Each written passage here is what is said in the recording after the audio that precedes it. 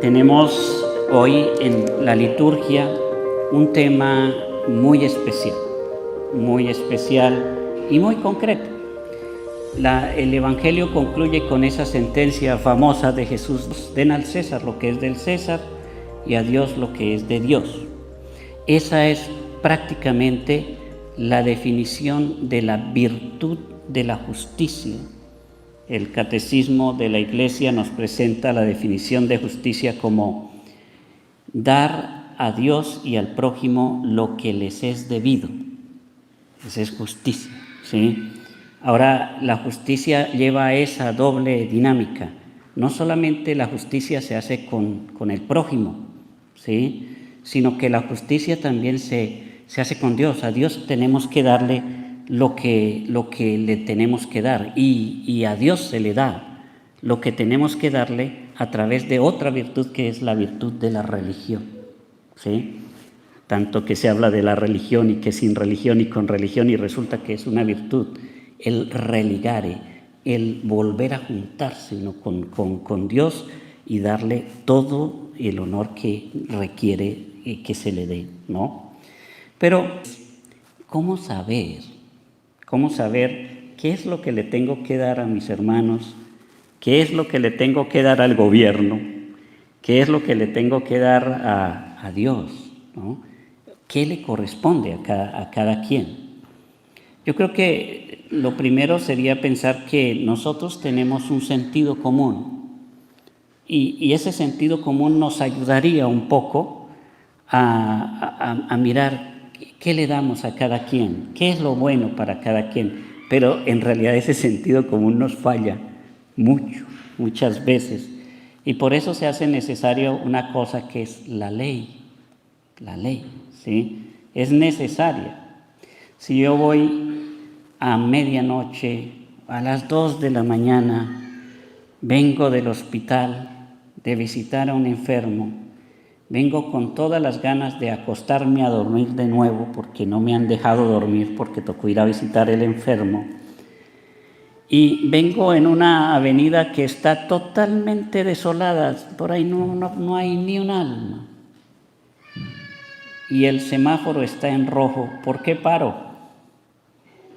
Y uno diría, bueno, pues es la ley, ¿no? O sea, el semáforo está en rojo, pues hay que parar. Pero es que no hay nadie, puedo pasar. El punto es que si no hubiera la ley, que si un policía me encuentra pasando un semáforo en rojo y me da una multa bien grande, quizás lo haría. Pero por el miedo a la multa, no lo hago. Muchas veces no es por la convicción de lo correcto o lo incorrecto, sino por el miedo.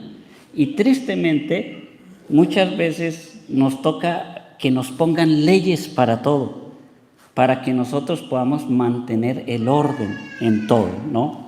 Entonces, el dar al César lo que es del César se da a través de las leyes humanas, las leyes que nosotros mismos vamos creando para el bien de la sociedad. En realidad, la ley tiene que estar en orden a mantener como la unidad de la sociedad, y por el bien nuestro debe estar esa ley. Pero hay que entender que es humana, es una ley humana, y como la hacen seres humanos, también está expuesta al error. Puede ser que nos equivoquemos al hacer una ley humana. Y con Dios, lo que tenemos que tener en cuenta para servir a Dios, pues ya es la ley divina. ¿Y cuál es la ley divina que nosotros conocemos? ¿Cuál sería esa ley? Pues los mandamientos, ¿verdad? Ahí está contenido pues prácticamente el resumen de toda la ley divina, y es lo que tenemos que obedecer, la ley divina. Y la ley divina empieza con una norma muy importante, que es amar a Dios sobre todas las cosas. O sea, el amor a Dios es más importante que cualquier otra cosa. Es decir, el amor a Dios es la ley suprema, ¿sí? Y básicamente el amor o la ley divina se basa en el amor. Cuando a Jesús le preguntaron cuál es el mayor de los mandamientos, amar a Dios sobre todas las cosas y amar al prójimo como a sí mismo. En eso se resume, dijo el Señor, la ley y los profetas. La ley de Dios se basa en el amor. Y mientras nosotros hagamos las cosas por amor, estaremos haciendo las cosas bien, ¿no? Entonces, ahí aprendemos algo, que la ley de Dios está por encima de la ley de los hombres, ¿sí? La ley de Dios está por encima de la ley de los hombres. No podemos poner la ley de los hombres por encima de la ley de Dios. Voy a ponerles un ejemplo simple y lo he puesto muchas veces, pero es que es necesario seguir insistiendo en estos errores garrafales que está cometiendo nuestra sociedad. Hace ya muchos años, ya unas varias décadas, esto se viene preparando de décadas atrás, desde instituciones muy grandes como Naciones Unidas, en donde uno de los puntos era crear la posibilidad de que se abra la legalidad del aborto, y no solamente crear la posibilidad de que se abra la legalidad, sino crear el término aborto como derecho de la mujer o derecho humano. Eso ya está, es como ley humana, ¿sí? Y en muchos lugares hablar de eso o hablar en contra de eso resulta ser ilegal, incluso, ¿no? Es una ley humana que está errada, porque se pasó por encima de la ley de Dios, ¿sí? ¿Qué nos dice la ley de Dios con respecto a la vida humana? La ley de Dios nos dice que no matarás, ¿verdad? Esa es la ley de Dios. Así sea la Organización de Naciones Unidas, así sea el gobierno de quien sea, no puede pasar por encima de la ley de Dios. Dele al César lo que es del César, pero ojo, dele a Dios lo que le corresponde.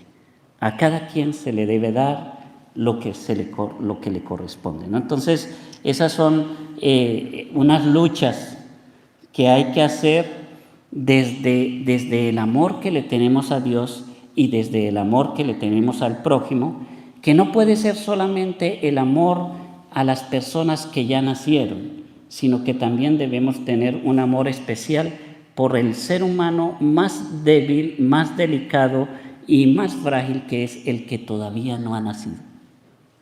Ese debe ser el amor más grande, porque si un bebé recién nacido no puede tener ni siquiera una media hora de descuido porque se puede morir, pues ¿qué se puede pensar de un niño que está en el vientre de la mamá, ¿no? Y esa no es obligación solo de la mamá, sino de toda la sociedad, que todos debemos hacer todo lo posible por cuidar a esos niños que terminan siendo el futuro de la iglesia, los que van a llorar y los que le van a interrumpir la homilía al Padre, ¿sí? Eso es bueno, tener más niños que hagan esa tarea tan bonita. El llanto de un niño finalmente es un grito de esperanza, ¿no? Entonces es muy importante que tengamos en cuenta eso. La ley de Dios está por encima de la ley humana, pero también Dios reconoce la ley humana. Dios reconoce cuando los seres humanos hacen cosas que son buenas para su pueblo, Dios lo reconoce. Y hoy en la primera lectura hay un reconocimiento a un gobernador, a un rey, ¿sí? Ciro se llamaba el rey y era el rey de Persia. Nada que ver con los judíos, absolutamente nada. Él no era judío, él no conocía al Dios de Israel. Absolutamente, para él era una persona, un ser totalmente desconocido, y él no conocía nada de la religión judía. Y sin embargo el Señor habla de esta manera: así habló el Señor a Ciro, el rey de Persia, su ungido. Dice, pero ¿cómo es Ciro su ungido si ni siquiera es judío? Si ni siquiera pertenece al pueblo de Dios, si ni siquiera conoce a Dios. Y dice, a quien ha tomado de la mano para someter ante él a las naciones. Y para destruir las potencias. ¿Por qué Dios hace un homenaje a Ciro? ¿Por qué dice, por amor a Jacob, mi siervo, y a Israel, mi escogido, te llamé por tu nombre y te di un título de honor? Aunque tú no me conocieras, yo soy el Señor y no hay otro. ¿Por qué Dios le da tanto reconocimiento a un desconocido?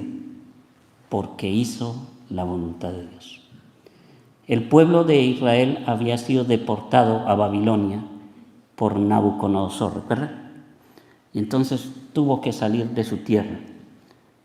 Y de repente llega este nuevo rey que en su primer año de mandato lo primero que dijo fue: devuélvanle a Israel su tierra, devuélvanle al pueblo su templo, devuélvanle sus pertenencias, prácticamente empiecen de nuevo.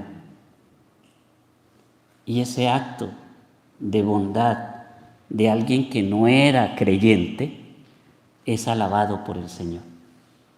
Tengamos en cuenta eso. Si el ser humano, aunque no sea cristiano, aunque no sea católico, aunque no sea creyente, aunque no haga parte de nuestro grupo, si hace la voluntad de Dios, tendrá el beneplácito de Dios. Tendrá el beneplácito de Dios.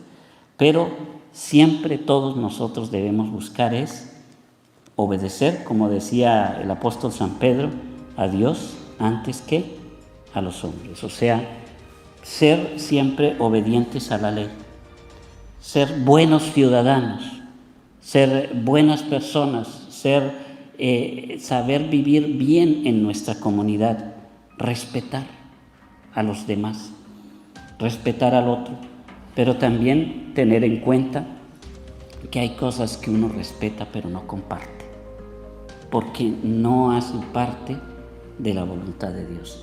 Respeto tu posición, la posición de aquel que no está de acuerdo con hacer la voluntad de Dios, pero no la comparto. No la comparto porque yo tengo que obedecer primero a Dios antes que a los otros, ¿no? Pues pidamos a Dios que obremos en justicia. ¿Cuánto se necesita la justicia y cuántas injusticias en este mundo que cada vez las vemos más grandes y más terribles? Pidamos al Señor que esa justicia llegue a nuestros corazones y podamos nosotros obrar con la justicia que viene de Dios.